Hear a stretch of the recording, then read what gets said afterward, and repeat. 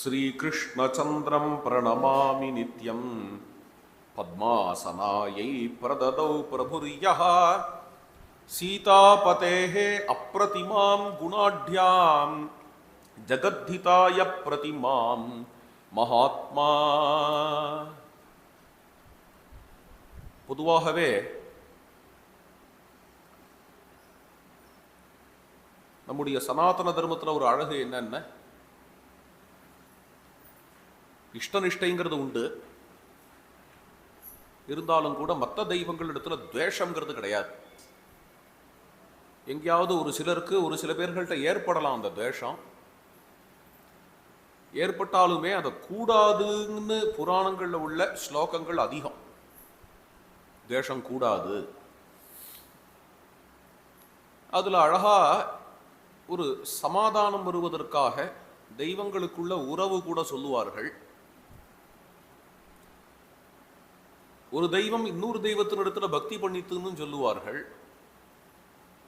இதெல்லாம் நம்ம பார்க்க முடியும்.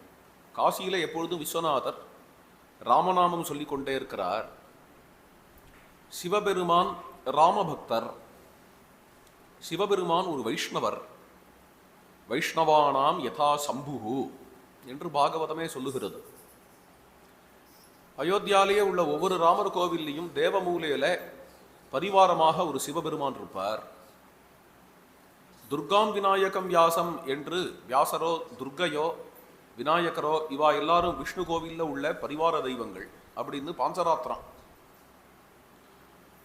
அதனால சைவம் காணபத்தியம் வைஷ்ணவம் இதெல்லாம் இன்செப்பரபிளா தான் இருக்கு. உங்களால பிச்சு எடுக்க முடியாது. ஒரு விஷ்ணு கோவில் போனோம்னா அங்க எங்கேயோ ஏனக்கேன பிரகாரேன அங்க ஒரு சிவன் எங்கேயாவது இருப்பார். ஒரு சிவன் கோவில் போனா அங்க ஒரு விஷ்ணு இருப்பார். கல்கட்டா காளியை போய் பார்த்தோம்னா பக்கத்துல ஒரு கிருஷ்ணா இருப்பான். அது மாதிரி அப்படிதான் இருக்கு. மன்னார்குடி கோபாலனை போய் பார்த்தோம்னா அங்க ஒரு அம்பாள். குருவாயூரப்பனை போய் பார்த்தா பகவதி இருப்பா. அது மாதிரி ஒண்ணுக்கு ஒண்ணு பின்னி பணிஞ்சு இருக்கும். ராமேஸ்வரம் போன அங்க சிவலிங்கம், ஸ்தல புராணம் என்ன அப்படின்னு ராமர் பிரதிஷ்டை பண்ண லிங்கம் ராமலிங்கம். ராமலிங்கம்னு கொண்டாடுறது ஏதோ சைவர்கள் மட்டும்தான் கொண்டாடுகிறார்களா அப்படின்னு ஏன் மாத்வ வைஷ்ணவர்கள் கொண்டாடுகிறார்கள், வார்க்கரி வைஷ்ணவர்கள் கொண்டாடுகிறார்கள், ராமானந்திகள் கூட.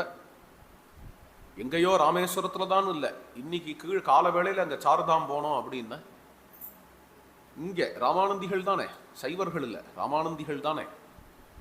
அங்க ஒரு ராமேஸ்வர சிவலிங்கத்தை வச்சு ராமர் பூஜை பண்ற மாதிரி ஒரு மூர்த்தியை மெனக்கிட்டு பிரதிஷ்டை பண்ணியிருக்கு. ராமர் தானே பரதெய்வம்னு ராமானந்திகள் நினைப்பான்னு அது வாஸ்தவம், உண்மைதான். இருந்தாலும் உலகத்துக்கு சிவபெருமானுடைய பெருமையை காட்டணுங்கிறதுக்காக ராமர் சிவ பூஜை பண்ணார் அப்படின்னு இவா சொல்லிப்பா. சைவர்கள் என்ன சொல்லுவான்னு, சிவன் பெருந்தெய்வம் இல்லையா, அதனால ராமர் பூஜை பண்ணாரும்பா. ஆஹா, எல்லாருக்கும் எல்லாமும் உண்டு. ராமேஸ்வரமா ராமானந்திகளுக்கும் உண்டு, சைவர்களுக்கும் உண்டு. அதே மாதிரி சிவன் ராமநாமன் சொல்றார், ராமபக்தரா இருக்கார், சைவர்களுக்கும் உண்டு, ராமானந்திகளுக்கும் உண்டு. அப்படின்னு இப்படி ஓடும் சனாதன தர்மம். ஒரு வெள்ளக்காரன் வந்து பார்த்தான்னா அவனுக்கு ஒண்ணுமே புரியல. ஏன்னா அவன் பேட்டர்ன் வேற. என்னடா அது எல்லாம் ஒரே தரியா ரகரகமா என்னெல்லாமோ இருக்கேன்னு பார்ப்பான். விஷயத்துக்கு வரேன். அது மாதிரி வைஷ்ணவத்துக்குள்ளேயே ராமபக்தி கிருஷ்ண பக்தி என்று இருக்கு இல்லையா. எப்படி சிவன் ராமபக்தன், ராமர் சிவபக்தன் என்றெல்லாம் இருக்கோ, அது மாதிரி இந்த ராமபக்திக்கு பிரதானமான ராமபக்தர் கண்ணபிரான் என்று இந்த அயோத்தியாவில் இது ஒரு அழகா ஒரு சம்பிரதாயமா அமைச்சிருக்கா. அயோத்தியாவுக்கு கண்ணபிரான் வந்தார். கண்ணபிரான் வந்து அயோத்தியாவில் எழுந்தருளி எப்படி ராமச்சந்திர பிரபுவுக்கு மிதிலாவோ அது மாதிரி கண்ணபிரானுக்கு அயோத்தி, அதாவது வேட்டான். அயோத்தியினுடைய மாப்பிள்ளை கண்ணபிரான்.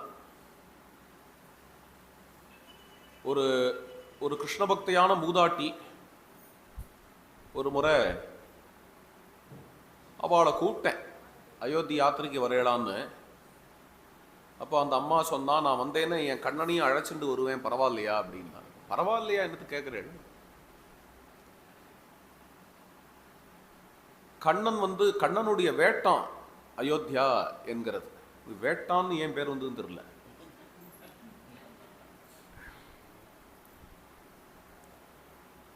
ஏன்னா அயோத்தியா ராஜகுமாரிய கண்ணனுக்கு கல்யாணம் பண்ணி வச்சிருக்கு.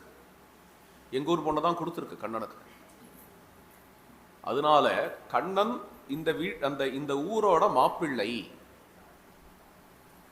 கண்ணபிரான் அயோத்தியாவுக்கு வந்தார். கோசல ராஜன் நக்னஜித் என்று பெயர். நக்னஜித்தினுடைய பெண் நாக்னஜிதி. அவளுக்கு மற்றொரு பெயர் சத்யா. அயோத்தியாவுக்கும் மற்றொரு பெயர் சத்யா. அதே பெயரையே ராஜா வச்சிருக்கார் தன்னோட பொண்ணுக்கு. அந்த ராஜா கண்ணனிடத்துல ரொம்ப பக்தி உடையவர். எதிர்பாராம திடீர்னு அயோத்தியாவில் கண்ணன் வந்து நிற்கிறான் என்ற உடனேயே ஆனந்த பாஷ்பம் விட்டு வேணி சிலிர்த்து கண்ணபிரான சுவாகதம் பண்ணி பரம பக்தியோட கூட கண்ணனுக்கு பாத பூஜையெல்லாம் பண்ணார் ராஜா. கண்ணன் சொன்னா, என்ன விஷயமா வந்திருக்கேன்னு கேட்டார். உடனே கண்ணன் சொன்னா, உங்களுடைய பெண் சத்யாவை வரிக்கிறோம், சத்யாவை கல்யாணம் பண்ணிக்கலாம் என்பதற்காக வந்திருக்கிறேன்னு கண்ணனே பேசுறான். கோன்யஸ்தேபியதிகோநாத கன்யாவர இஹெப்சிதா. ராஜா சொல்றார்,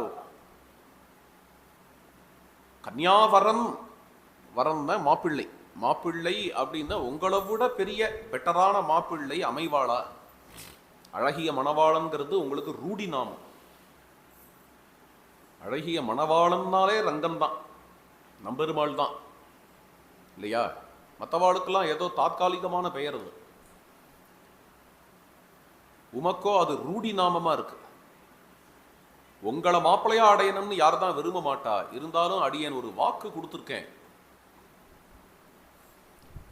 7 காளைகளை அடக்கணும். ஜல்லிக்கட்டு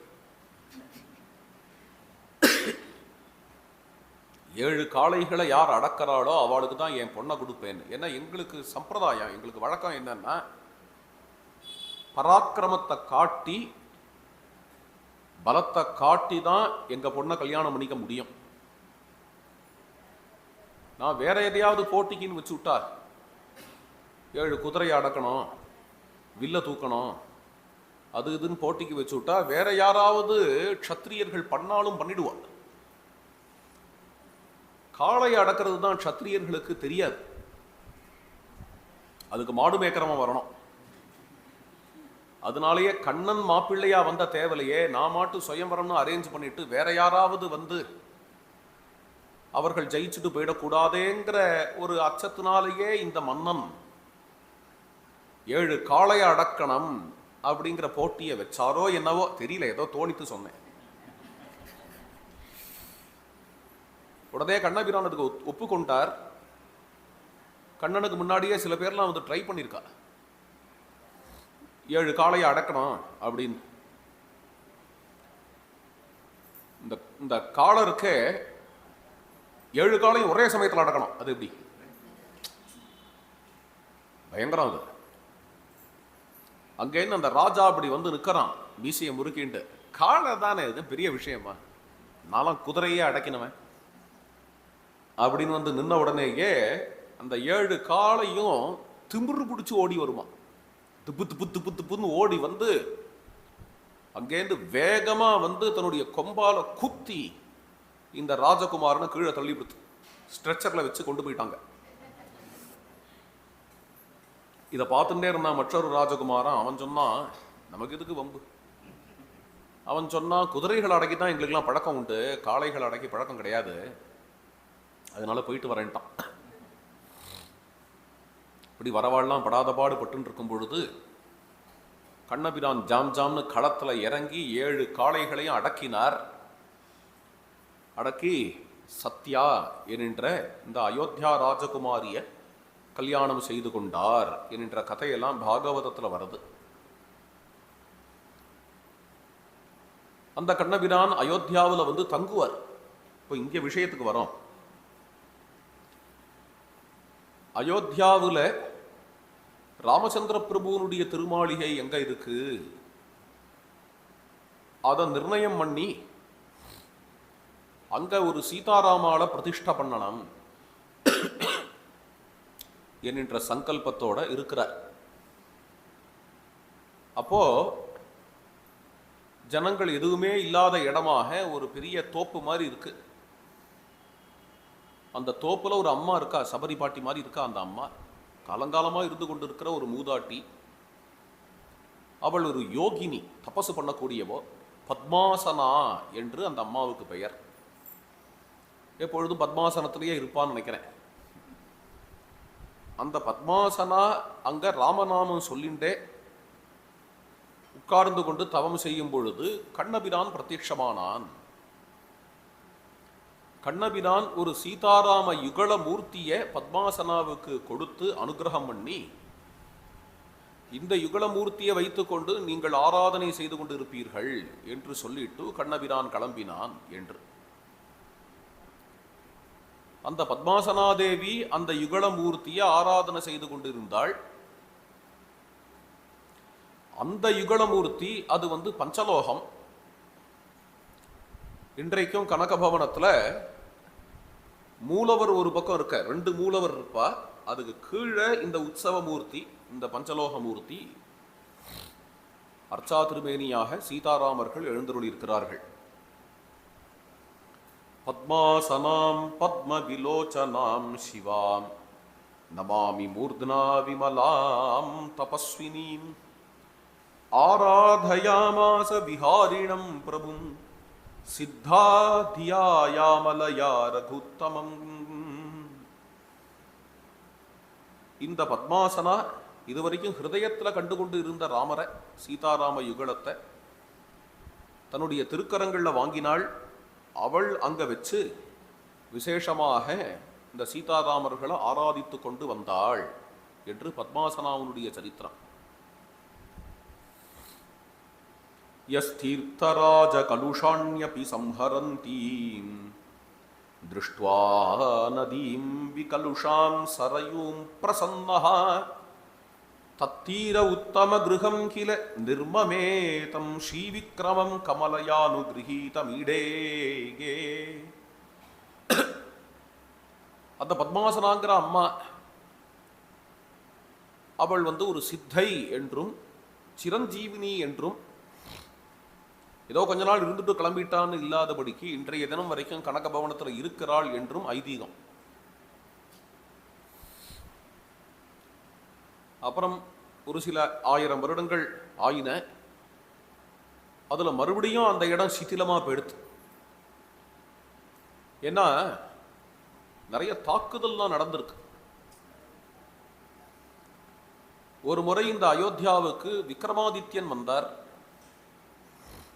வரும்பொழுது விசித்திரமா ஒரு காட்சி பார்த்தார். சரையு நதிக்கரையில் உட்கார்ந்துட்டு இருந்தார். அப்போ யாரோ ஒரு ராஜகுமாரன் சரையூல ஸ்நானம் பண்ணிட்டு குதிரையில ஏறிண்டு போறான். நல்ல தேஜஸ்வியா இருக்கான். அவனை பார்த்து கேட்கிறார், யாருப்பா நீ என்று. அந்த ராஜகுமாரன் சொல்றான், நான் தான் தீர்த்தராஜன், பிரயாகராஜன், கங்கா யமுனா சங்கமத்தினுடைய தேவதை. சரையூ ஸ்நானம் என்கிறத மிகப்பெரிய பாக்கியமா நான் நினைக்கிறேன். எல்லாரும் அவரவர்களுடைய பாபங்களை என்கிட்ட தான் கழிச்சு கட்டுறா ஸ்நானம் பண்ணி. அந்த பாபங்கள்லேருந்து எனக்கு விடுதலை வேணுங்கிறதுக்காக நான் சரையூ ஸ்நானம் பண்றதுக்காக வருவேன் இங்க என்று பிரயாகராஜன் சொன்னதாகவும், அதை பார்த்து சரையூனுடைய மகாத்மியத்தை விக்ரமாதித்யன் தெரிந்து கொண்டதாகவும், அதன் பிறகு விக்ரமாதித்யன் இங்கே கனகபவனத்துக்கு வந்த பொழுது இந்த இடம் ஒரு காடா இருந்ததாகவும் அந்த காட்டுக்கு நடுவில் பத்மாசனாதேவியை தரிசனம் பண்ணதாகவும் இந்த பத்மாசனாதேவி கொடுத்த சீதாராமர்களை வச்சு இங்க கனகபவனத்தை மறுபடியும் நிர்மாணம் செய்தார் என்கின்ற ஒரு அற்புதமான விஷயம். இதெல்லாம் கர்ண பரம்பரையா வர கதை. இப்போ நான் சொல்றதெல்லாமே அயோத்தியாவில் பிரசித்தமா இருக்கிற கதை. இருந்தாலும் கனகபவனத்தினுடைய கல்வெட்டில் இருக்கக்கூடிய விஷயம் என்ன என்றால், விக்ரமாதித்யன் இந்த கனகபவனத்தை நிர்மாணம் செய்தார். அது என்ன திதி அன்று நிர்மாணம் செய்தார், என்ன சம்பத்சரம், எல்லாமே அந்த கல்வெட்டுல குறிப்பிடப்பட்டிருக்கு. இந்த பூமியே குப்தர்களுடைய பூமி. அயோத்தியா என்கிறது தோண்டின இடத்துலலாம் குப்தர்களுடைய காயின்கள்லாம் கிடைக்கும். குப்தர்கள் உபயோகப்படுத்தின அந்த காலத்து ஏர்ன் பானைகள்லாம் கிடைக்கும், பாத்திரங்கள்லாம் கிடைக்கும். குப்த வம்சத்துல பிரதானமானவர் விக்ரமாதித்யன். அதுக்காக சொல்றேன். தஸ்யாத்மஜம் பரமபாகவதம் சமுத்திரம் குப்தம் நமாமி ரகுவீர பதாப்ஜபிருங்கம் யோ நித்யயா ரகுபதேஹே சுகசேவயாஹி ஜித்வா நிருபான் அரச்சயத் ஹயமேதயக்யம். குப்தர்கள்ல மிகவும் பிரதானமானவர் சமுத்திரகுப்தன். குப்தர்கள்லாம் வைஷ்ணவர்கள், பாகவதர்கள்.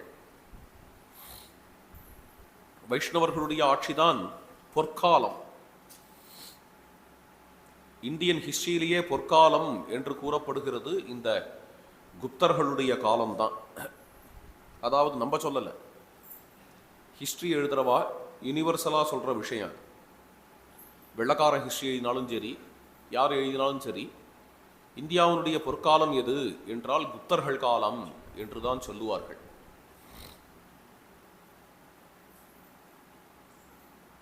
பாட்டலிபுத்திரத்தை தன்னுடைய தலைநகரமாக கொண்டிருந்தார்கள். பிற்காலத்தில் சௌகரியத்துக்காக உஜ்ஜயினுக்கு மாற்றி கொண்டார்கள். அயோத்தியாவில் இருந்து கூட ஆட்சி புரிஞ்சிருக்கிறார்கள். உஜ்ஜயினில் இருந்தாலும் சரி, பாட்டலிபுத்திரம் இருந்தாலும் சரி, அயோத்தியாவோட ஒரு தொடர்பு கொண்டுதான் இருந்திருக்கிறார்கள் குப்தர்கள். சமுத்திரகுப்தனுடைய காயின்ல குதிரை போட்டிருக்கோம். ஏன்னா அஸ்வமேத யாகம் பண்ணவர். சமுத்திரகுப்தனுடைய ராஜ்யம் ரொம்ப பெருசு. தட்சிண தேசத்துல கர்நாடகம் வரைக்கும், மேல அங்க உபகணஸ்தானம், காந்தார தேசம்னு சொல்லக்கூடிய ஆப்கானிஸ்தான் வரைக்கும், இதெல்லாம் சமுத்திரகுப்தன் ராஜ்யம் பண்ண இடம். அஸ்வமேத யாகம் பண்ணவர் மட்டும் இல்லை, பரம பாகவதர். வீணை வாசிச்சு பகவான் ராமச்சந்திரனை கானம் பண்றவர், ஸ்தோத்திரம் பண்றவர். குப்தர்கள்லாம் ராமச்சந்திர பிரபுவை தன்னுடைய ஆதர்சமாக எடுத்துக்கொண்டவர்கள், எடுத்துக்காட்டாக எடுத்துக்கொண்டவர்கள். அவருக்கு ஸ்ரீ ராமச்சந்திர பிரபுவினிடத்துல தனித்த ஈடுபாடு, கனகபவனத்தில் இருக்கக்கூடிய ராமரிடத்துல தனித்த ஈடுபாடு. இது விக்ரமாதித்யனோட நிக்கல, சமுத்திரகுப்தனோட நிக்கல. அதுக்கப்புறம் வந்த ஒவ்வொரு மன்னனுக்குமே, ஸ்கந்தகுப்தன், குமாரகுப்தன் முதலிய யாருமே கனகபவனத்துக்கு வந்து ஸ்ரீராமரை தரிசனம் செய்தார்கள் என்றெல்லாம் கூறப்படுகிறது. கனகபவன மகிமா என்று ஒரு புஸ்தகம் கனகபவனத்திலே வெளியிடப்பட்ட புஸ்தகம். அந்த புஸ்தகத்துல இதெல்லாம் விஸ்தாரமா வருது. அதுக்கு அடுத்தது அயோத்தியாவுக்கு ரொம்ப பிரதானமான விஷயம், அயோத்தியாவை உத்தாரணம் செய்த மகான் ராமானந்தர். இன்றைய தினம் அளவு அயோத்தியாவில் எல்லா இடத்துலையும் ராமானந்த சம்பிரதாயம் தான் கொடிகட்டி பறக்கிறது. அதனால இந்த கிரந்தத்துக்கு கனகபவன பஞ்சாசத் என்று பெயர். இந்த கிரந்தத்தில் இதுக்கு அடுத்தது ராமானந்தரை பற்றி பார்க்க போகிறோம் 2 ஸ்லோகங்களால். ராமானந்தர்னு நம்ம நினைக்கும் பொழுது ராமானந்தருடைய பூர்வாச்சாரியராக இருக்கக்கூடிய ஸ்ரீ ராமானுஜரை ஸ்மரிக்காத இருக்க முடியாது. அதனால ஒரு ஸ்லோகம் ராமானுஜரை பத்தி. நதோஸ்மி ராமானுஜ பாத பத்மம் சாந்தி பிரதம் பக்த மனோனுகூலம் அனந்த கூரேஷ பராசராதி வந்தியம் மிருதும் க்ஷேமகரம் ஜனானான். ஸ்ரீ ராமானுஜர் பாஷ்யக்காரர், எல்லாருக்கும் சாந்தியை கொடுக்கக்கூடியவர். அறந்தாழ்வான், கூரத்தாழ்வான், பராசர பட்டர் முதலிய சிஷ்யர்களால சேவிக்கப்படக்கூடியவர். ஸ்ரீ ராமானுஜருடைய வரலாறு இதெல்லாம் சொல்லக்கூடிய கிரந்தங்கள்ல ஸ்ரீ ராமானுஜர் காசி அயோத்தியா ரெண்டுத்துக்குமே வந்திருக்கிறதாக சொல்லப்படுகிறது. திருவயோத்திங்கிறது திவ்ய தேசம். ஸ்ரீ ராமானுஜரோ எல்லா திவ்ய தேசங்களுக்கும் சஞ்சாரம் பண்ணவருங்கும் பொழுதே அயோத்தியை விட்டிருக்க மாட்டாருங்கிறது அதுவே போதுமானது. இருந்தாலும் அவருடைய வரலாறுலையும் இருக்கு அயோத்தியாவுக்கு எழுந்தருளினார் என்கிற விஷயம். அதனாலேயே இங்கு ராமானுஜருக்கு ஒரு ஸ்தானம் வேணும் என்பதற்காக அருகாமையில போன வருஷம்தான் யதிராஜ மட்டம் ஜீயர் ஒரு பிரதானமா ஒரு ராமானுஜ மூர்த்தியை ஸ்தாபித்தார். ஐடல் ஆஃப் அது அங்க இங்க மரியாதா மூர்த்தி என்று பெயர். ஐடல் ஆஃப் டிசிப்ளின் தான் என்னவோ பேர். ஐடல் ஆஃப் ஈக்குவாலிட்டிங்கிறது ஹைதராபாத்ல. ஸ்ரீ ராமானுஜமூர்த்தி இங்கே நம்ம போய் பார்க்க போறோம். இங்கேன்னு கிட்டக்க தான் அருகாமையில தான் இருக்கு. அதே ராமானுஜருடைய வழி ஸ்ரீராமானுஜருடைய விசிஷ்டாத்வைதத்தை அனுசரித்து ஸ்ரீ ராமானந்த சம்பிரதாயம் ஏற்பட்டது. ஜகத்குரு ராமானந்தர் மகாபுருஷர். ராமான்னாஸ்தி பரம் ததாஸ்ரிதமிதம் ஜீவஸ்வரூபம் திதி ஞானம் சித்தியதி தாஸ்ய பாவ ஜனிதைஹி பூஜாதிபிஹி சாதனைஹி ஏவம் வியாசமுகோக்த சூத்திர விவருத்தி துவாரா வதத்யோ பஜே ராமானந்தமகம் ஹிரண்ய சதனாதீசஸ்ய சங்கல்பதஹா. கனகபவன்ல இருக்கக்கூடிய ஸ்ரீ ராமச்சந்திர பிரபுவனுடைய சங்கல்பத்தினால ஸ்ரீ ராமானந்தர் விசிஷ்டாத்வைத சித்தாந்த நிர்தாரணம் செய்தார். அந்த சித்தாந்த ரீதியாக பார்த்தேன்னா ராமான் நாஸ்தி பரம், ராமனுக்கு மேற்பட்ட தெய்வம் கிடையாது. இந்த ஜீவஸ்வரூபம் என்கிறது அந்த ராமச்சந்திர பிரபுவை ஆசிரியிச்சதுதான். உபாதிகள் எல்லாத்தையும் தாண்டி ஆழ்ந்து இந்த ஸ்வரூபத்தை கவனிச்சோன்னா இந்த ஸ்வரூபம் என்கிறது எம்பெருமானுக்கு ஆட்பட்டது என்கிறது தான் உண்மையான ஞானம். அந்த இடத்துல என்ன ஆயிடும் அப்படின்னா சப்மிஷன் வந்துடும், சரணாகதி. டேய் நான் வசத்தி நீ தாழ்த்தி அதெல்லாம் போய் நம்ம எல்லாருமே அவருக்கு ஆட்பட்டவர்கள் தான் என்ற ஒரு அற்புதமான தரிசனம் கிடைக்கக்கூடிய இடம் அது. அது மாதிரி ஏதோ ஒரு இடம் நம்ம ஹிருதயத்தில் இருக்கு. அதான் சொல்றேனே, சரணாகதிங்கிறதோ பக்திங்கிறதோ பர்சனல். அது வெறும் ஒரு டாக்மா கிடையாது, அது ஒரு பிஸ்னஸ் கிடையாது, அது ஒரு பெரிய இன்ஸ்டிடியூஷன் கிடையாது. அதுக்காக இன்ஸ்டிடியூஷன்லாம் தப்புன்னு நான் சொல்லலை. எல்லாம் காலப்போக்கில் அது பேஸ் பண்ணி வரும். ஆனால் அடிப்படையில் ஆழ்ந்த அனுபவம். பெரியோர்கள்லாம் ஒரு சுலபமான வார்த்தையில மொத்த விசிஷ்டாத்வைதத்தை அடக்கியிருக்காங்க. அது என்ன வார்த்தைன்னா அடியேன். அடியேன்கிற வார்த்தைக்கு என்ன ஆழம் உண்டு தெரியுமா? எம்பெருமானுக்கு ஆட்பட்டவன் நான் என்று அர்த்தம். அடியார் குலத்தை சார்ந்தவர்கள் நான். எம்பெருமானுக்கு ஆட்பட்டவன் தான்ங்கிறது எனக்கு மட்டும் இல்லை, உலகத்துல எல்லாருமே எம்பெருமானுக்கு ஆட்பட்டவர்கள் தான். அதை புரிந்து கொண்டவர்கள் சிலர், அதை புரியாதவர் பலர். அவர்களை பற்றி நமக்கு விஷயம் இல்லை, விட்டுடுவோம். என்னைக்கோ புரிஞ்சுப்பார்கள். ஏன்னா அவருக்கு ஆட்பட்டவர் நாம்ங்கிறது தான் சொரூபங்கும் பொழுது என்னைக்குமே சொரூபத்துக்கு வந்தே ஆகணும், சொரூபத்துக்கு ரிவர்ட் ஆகியே ஆகணும். அதனால ஜீவஸ்வரூபம் ராமரை ஆசிரியிச்சிருக்கிறது தான் என்கிறது ஞானம். அந்த ஞானத்துக்கு உத்தீபனமாக தாஸ்யபாவ ஜனிதைகி பூஜாதிபி திருவாராதனம், ஞானத்துக்கு உத்தீபனமாக வைஷ்ணவ அலங்காரம், நெத்தி கிட்டுக்கிறது, வேஷ்டி கட்டிக்கிறது முதலியவைகள்லாம் ஞானத்துக்கு உத்தீபனமாக சமாஸ்ரயணம், முத்ராதானம் என்று இந்த அற்புதமான பாஞ்சராத்திர முறை ஸ்ரீ ராமானந்த சம்பிரதாயத்தில் ராம ஷடக்ஷரி உபதேசமே உபதேசம். ராமானந்த சம்பிரதாயத்திலையும் ஸ்ரீ வைஷ்ணவ சம்பிரதாயம், ராமானுஜ சம்பிரதாயம் மாதிரி சமாஸ்ரயணம் உண்டு, ராம விஷயமான திருவாராதனம் உண்டு. இவ்வாறு ஏற்படுத்தி லோகத்துக்கு வழிகாட்டிய ஸ்ரீராமானந்தருக்கு நமஸ்காரம். யம் த்வாஸ்ருத்ய கிராதஹூண யவனாஹ முக்திம் பராம் லேபிரே யே சிஷ்யாயஸ்ய கபீர தன்ய ரசிகாஹ பீபாஜி சேனாதயஹ பக்திம் ஹேமகிருஹேஸ்வரஸ்ய விபுலீ சக்ரே மகாத்மா துயா ராமானந்தவ பஜாமி ஹிருதயே விஜான பக்தி பிரதம்.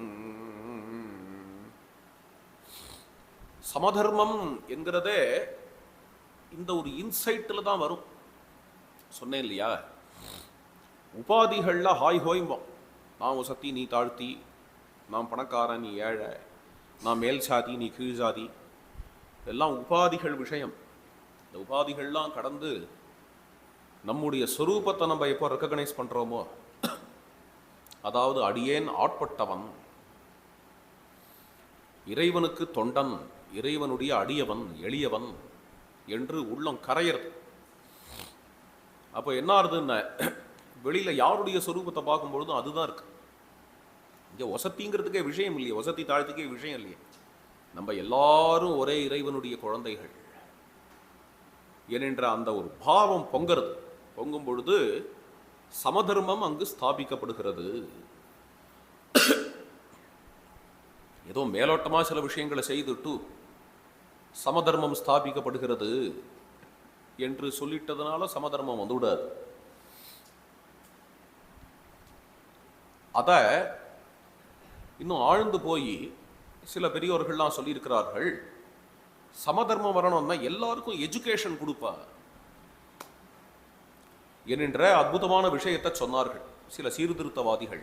எல்லாருக்கும் எஜுகேஷன் வேணும், எல்லாருக்கும் கல்வி வந்தால் அது இது சும்மா அதையும் இதையும் மேல் ஜாதிக்காரங்க, மேல் ஜாதியா தன்னை நினைக்கிறவங்க போட்டுக்கிற ட்ரெஸ்ஸை மற்றவங்களுக்கும் போட்டு விடணும், அவங்க உணவு மற்றவங்களும் சாப்பிடணும் அப்படிங்கிறதுனால சமதர்மம் வந்துவிடாது. எஜுகேஷன் எல்லாருக்கும் இருந்தாலும் சமதர்மம் வந்துடும். நேர டைரக்டா பாயிண்ட்டை ஹிட் பண்ண சில சீர்திருத்தவாதிகள். அதையும் தாண்டி ஆழமா போய் இன்னும் சில பேர்கள்லாம் என்ன பண்ணா அப்படின்னா, ஆன்மீகத்துல எல்லாரும் சமம் அப்படிங்கிற அனுபவத்தை கொடு. அது ஒண்ணு நடந்ததுன்னா மற்றதெல்லாம் டான் டான் டான் டான் டான் நடக்கும். ஒரு ரொம்ப ஆழமான விஷயம். இன்ஃபேக்ட் இதை ஒரு புஸ்தகத்தில் டாக்டர் அம்பேத்கரே சொல்றார். நான் இப்போ சொல்ற விஷயத்த, ஏன்னா அதுதான் கோரான சப்ஜெக்ட், கோரான கண்டென்ட். இந்த ஆன்மீகங்கிறத டைரக்டா ஹிட் பண்ணோம்னு வச்சுக்கோங்க. இந்த ஆன்மீகத்தில் நேச்சுரலாவே பார்த்தேன்னா ஆத்மாவில் போய் ஜாதி உண்டா, ஏழை பணக்காரன் உண்டா? ஆத்மாவில் கிடையாது. இது எதுவுமே கிடையாதுங்க. ஆத்மா அப்படிங்கிற இடத்துல அந்த ஒரு விஷயம் மட்டும் நம்முடைய ஹிருதயத்திலேருந்து அதுல ஒரு கன்விக்ஷன் வந்தாச்சு அப்படின்னா அதுலேருந்து வரக்கூடிய சமதர்மத்தை எங்கேயுமே யாருமே அசைக்க கூட முடியாது. இதை ரொம்ப ஒரு ஆழமான பார்வையோட கூட இதை சொல்றாருன்னு சொன்னேன். அம்பேத்கர் சொல்றார் அப்படின்னு சொன்னேன்.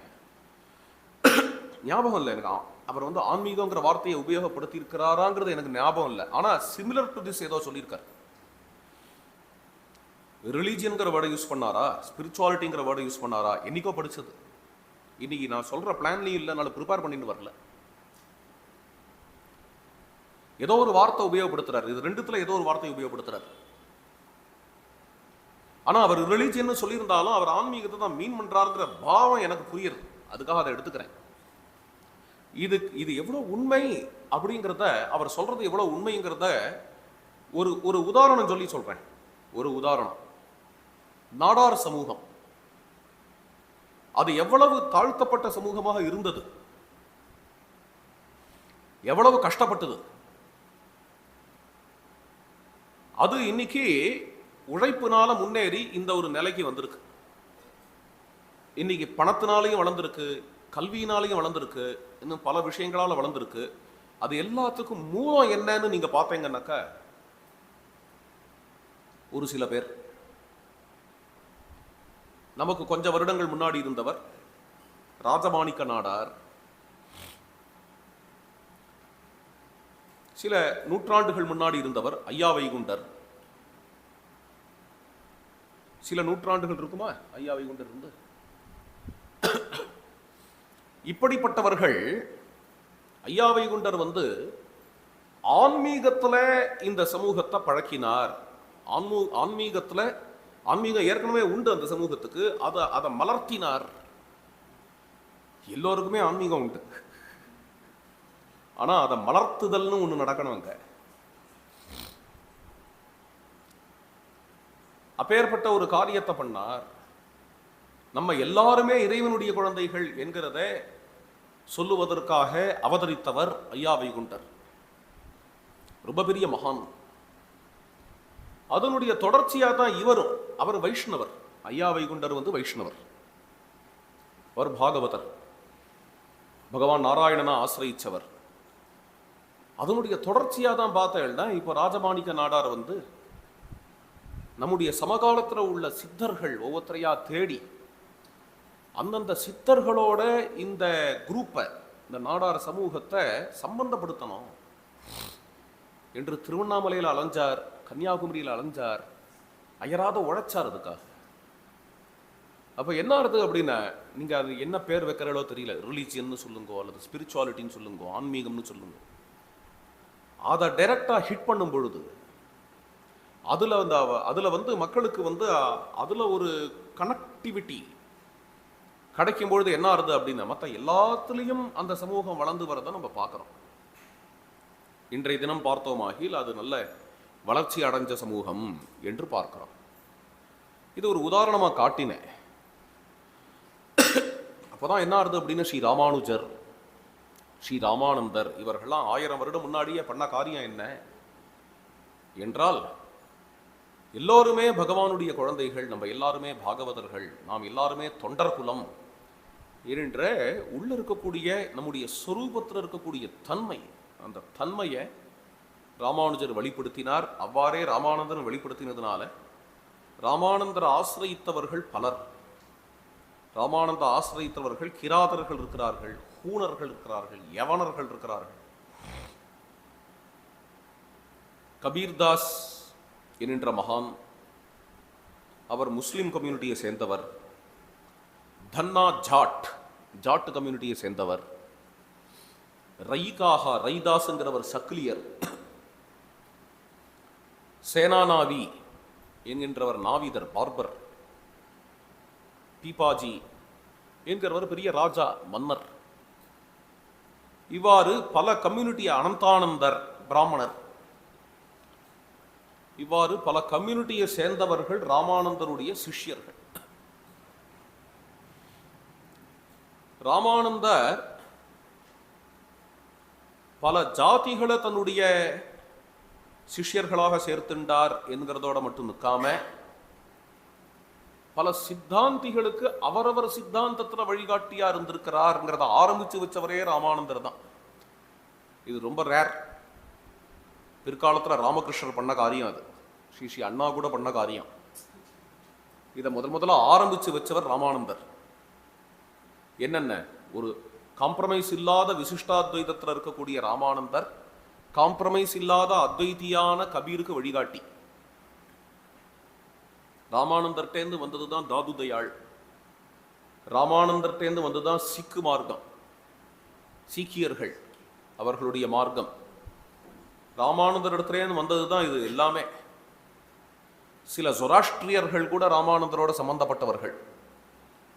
இஸ்லாம் மதத்தினுடைய சில சூஃபிகள்லாம் ராமானந்தரோட சம்பந்தப்பட்டவர்கள். எல்லாருக்கும் வழிகாட்டியா இருந்தவர் ஸ்ரீ ராமானந்தர் என்கிறது ராமானந்தருடைய பொதுவான பெருமை. இவ்வாறு எல்லா ஜாதிகளுக்கும் பொதுவாக இருந்து ராம கிருபைங்கிறது எல்லா ஜாதிக்கும் பொதுங்கிறத உபதேசம் பண்ண ராமானந்தருடைய பரம்பரை. எந்த ஜாதிக்காரனும் கோவில்களில் வந்து பகவானை தரிசனம் பண்ணலாம் என்று ஒரு பெரிய போராட்டம் 1930களில் நடந்தது. ஆலய பிரவேசம்னு சொல்லுவார்கள். இந்தியா முழுக்க நடந்தது. தாழ்த்தப்பட்ட அல்லது பட்டியல் சமூகத்து மக்கள் அவர்களும் கோவில் காரணம் என்கிறத காந்திஜி நடத்தினார். அது மாதிரி நடத்துகிற சமயத்தில் ராமானந்த சம்பிரதாயத்தில் அதுக்கு பெரும் பங்கு உண்டு. பட்டியல் சமூக மக்கள் கோவிலுக்கு வரணும் என்கிற அந்த ஒரு முயற்சியில பெரும் பங்கு ராமானந்த சம்பிரதாயத்துக்கு உண்டு. அதெல்லாம் அந்த காலத்து கதை. அதாவது 1930களில் நடந்த விஷயங்கள். அப்பொழுது இங்கே ஒரு பெரிய மகந்த் இருந்தார், பகவதாச்சாரியர்னு பேர் அவருக்கு. சாமவேத பாஷ்யம் பண்ணவர் அவர். அதாவது சாமவேதத்துக்கு ஆத்தியாத்மிக ரீதியான பாஷ்யம். அடியன் வேத விவரணம் கொடுத்ததுக்கு அப்புறம்தான் அந்த கிரந்தத்தை பார்க்கும்படியா நேர்ந்தது. எனக்கு அந்த கிரந்தத்தை கொடுத்தவர் ஒருத்தர், ஒரு பெரியவர், கும்பகோணத்தை சேர்ந்த ஒரு யதிகள், சன்னியாசிகள். கும்பகோணத்தில் ஒரு சாமவேத சன்னியாசி பூர்வாசிரமத்தில் ராஜா பாடசாலையில் இருந்தார் அப்படின்னு கேள்வி. அவாதான் இந்த புஸ்தகத்தை அடியனுக்கு கொடுத்தா. காஞ்சி மடத்தை சேர்ந்தவர் அந்த சன்னியாசி. அந்த புஸ்தகத்தை பார்த்து பிரமிச்சு போயிட்டேன். என்ன, சாமவேதத்துக்கு ஆத்தியாத்மிகமான வியாக்கியானம். இதை தவிர அவர் செய்த பல கிரந்தங்கள் உண்டு. பகவதாச்சாரியர் என்று பெயர். அவருக்கு அபினவ ராமானந்தர்னு பெயர். ராமானந்த சம்பிரதாயத்தில் பட்டியல் சமூக மக்கள் நிறைய இருக்காங்க. அப்பேற்பட்ட மக்கள் எல்லாரையும் பார்த்து பகவதாச்சாரியர் கட்டாயமாக அயோத்தியாவில் உள்ள கோவில்களை அவர்களுக்கு திறந்து விடுவோம், எல்லாரும் வந்து ராமரை நேர தரிசனம் பண்ணிக்கட்டும் என்று அந்த ஒரு ஆலய பிரவேச போராட்டம் பொழுது அறிவிச்சார். அயோத்தியாவில் அது ரொம்ப விசேஷமாக நடந்தது. இதையும் இங்கே பகிர்ந்துக்க விரும்புகிறேன். பகவதாச்சாரியர் இப்படிலாம் பண்ணதுக்கு ராமானந்தர் போட்ட விதை தான் காரணம். அதுக்காக சொல்கிறேன்.